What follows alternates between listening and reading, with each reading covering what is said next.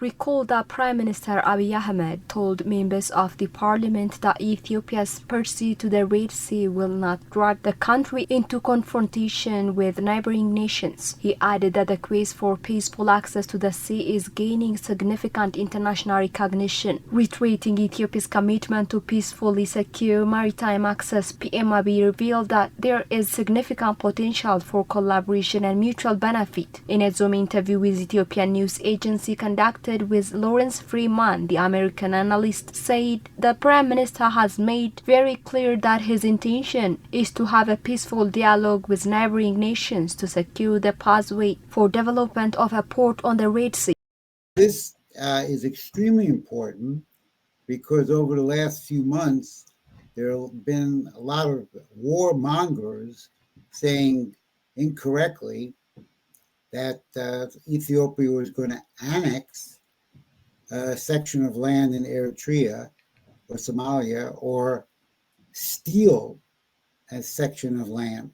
And of course, I knew from knowing Ethiopia that this was not their intention.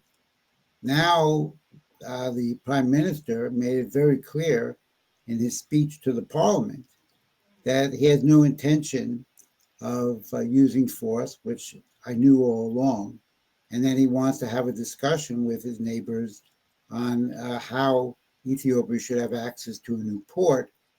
Again, as I have told many people, this is having a port for Ethiopia, another port on the Red Sea, is really what we call a no-brainer.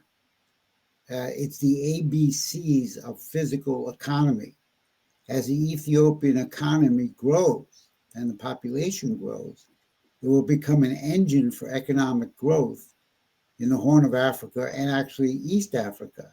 And therefore, an additional port would not only benefit Ethiopia, but it would bring in revenue and jobs for the entire area. So this is something, unfortunately, that most leaders, not just African, Western leaders also, they do not understand physical economy the way I do. Additionally, port would not only benefit Ethiopia, but would also bring in revenue and jobs for the entire region, the analyst said. Thus, he stressed the need for ending such misleading rhetoric that escalate conflict in the Horn of Africa and seek realistic discussion about Ethiopia's genuine demand for access to sea. So I think that this comments by the Prime Minister should end all the warmongering propaganda about annexation and stealing, and we should put on the table the realistic discussion of economic integration for the region. With respect to the war-mongering propaganda about annexation, spreading connection with neighboring Eritrea, Prime Minister Abiy has made it clear that Ethiopia does not have any intention of engaging in conflict with the country for the purpose of gaining access to the sea. Ethiopia's desire is to engage in dialogue about this matter since access to the sea is an existential matter to the country, the Premier underlined. Asked about this comment, Freeman said the escalation propaganda emanates from people who still live in the past. First of all, you have a lot of historical questions of conflicts, bloody conflicts between Ethiopia and Eritrea that go back decades. And unfortunately, people still live in the past of those conflicts instead of looking at the potential of the future, which is where my thinking is always oriented to. What should happen is really what should have happened in 2018 when Prime Minister Abiy signed an agreement with Eritrea and also with Somalia for common economic growth and development.